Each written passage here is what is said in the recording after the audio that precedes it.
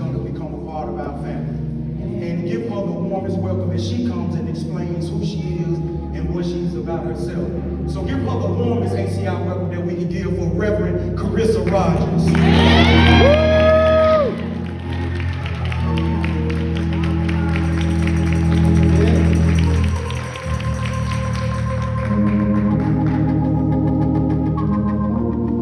Give a warm hand clap for the Lord.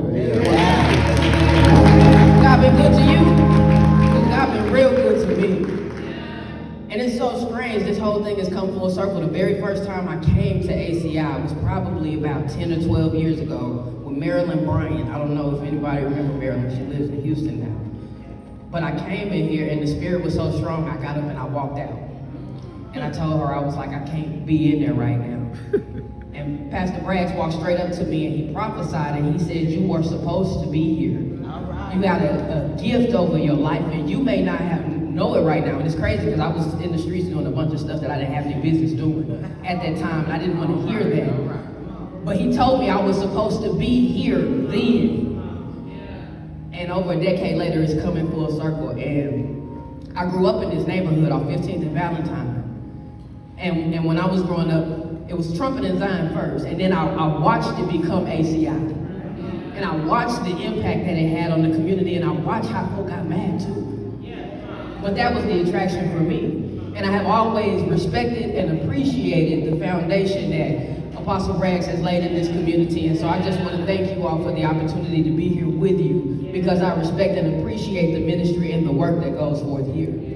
I used to be a pastor in the United Methodist Church, but I left in 2017 because it is a very bureaucratic political system that did not have the spirit in it. And the spirit is something that you can't fake. You can feel it when it's real. You know that God is in the midst of something. And so because I know my life's calling, I said I can't play where I'm supposed to exert my purpose and live out the whole reason I came back to this reality. And so I left and I have been praying for where I am supposed to be. And God will bring it back to your remembrance. And so I'm grateful to have met Patrick through Keon in the community, trying to figure out how do we create space for our young people? How do we reinvigorate programming in our community that has the ability to help transform our culture? Because we lose it. And so many people are leaving our churches, which is where the foundation of our culture used to be transmitted. And so there is a call deep in my spirit that we've got to recreate these places for this time period, for our kids and our babies that's out here now, because what it's going to take to reach them ain't what it took to reach us. And so I'm grateful. So when I left the church, let me make sure this story is in linear order. When I left the church, I prayed for about a year and a half of what I was supposed to do next.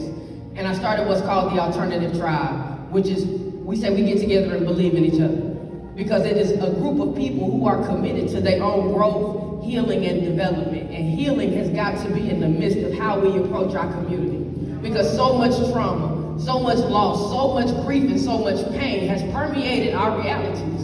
And so until we address that, anything that we build is going to bring the trauma and the pain and the grief with it. And so healing has been the forefront of my focus. And I started that through life coaching. And then the people was like, hey, this is hard work. It's hard to go look at myself. It's hard to deal with my emotions, to deal with my childhood stuff, to talk about the things that grieve me, that I brought into my adulthood. Where are the people who are doing this to?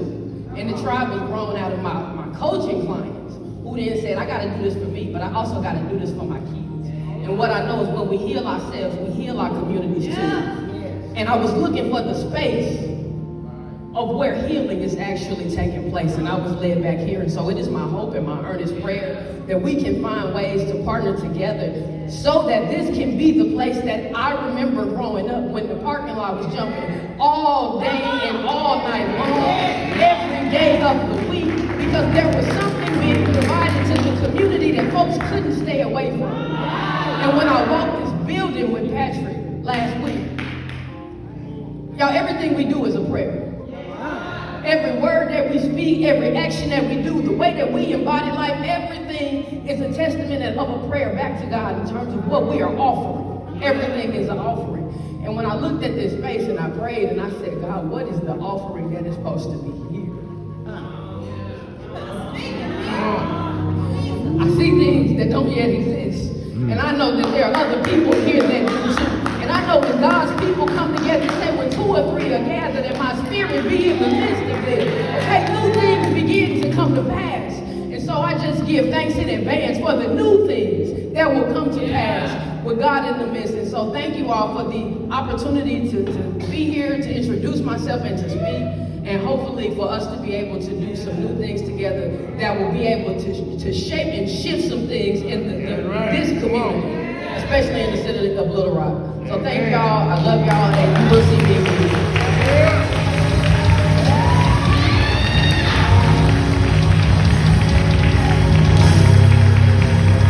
I told y'all. And she really still didn't even go there.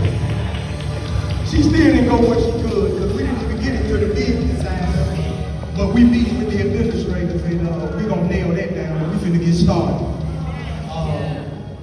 Man, God is great. Sister, I'm just glad that I was here to be able to meet you. You know, I'm glad that God used me as the link. You know, it makes me feel proud to be from the streets when I can get these type of connections in the ministry from the streets. Come on. Amen. I see it, y'all. And let me tell you something. She ain't been here in 12 years, but did you hear her language? Yeah. Listen to her language. It's like she ain't never left. She used all things new. She said it's a shift. Is this not our language? See, that's how you know when it's a real connection going on. When God has his hands in it. When somebody's speaking your language without you telling them what your language is. See, those are the small things that you got to pay attention to. You have to pay attention to those very small things. She said all things new. And when she said a shift, I knew right then you ain't going nowhere. You mine.